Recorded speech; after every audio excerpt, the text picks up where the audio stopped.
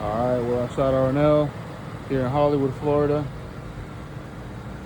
Doing a walk around on this 2006 Ford Crown Vic Police Interceptor. We got the new tints on there, new window vents, code 3 light bar. We got the strobes here and the license plate and the reverse lights. Others right there by the brake light.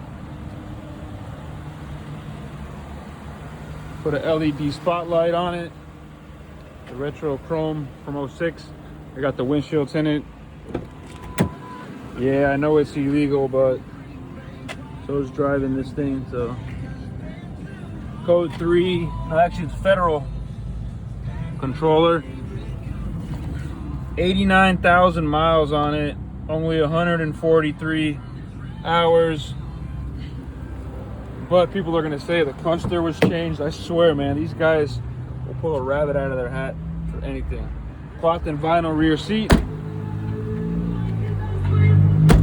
Gonna test drive it now.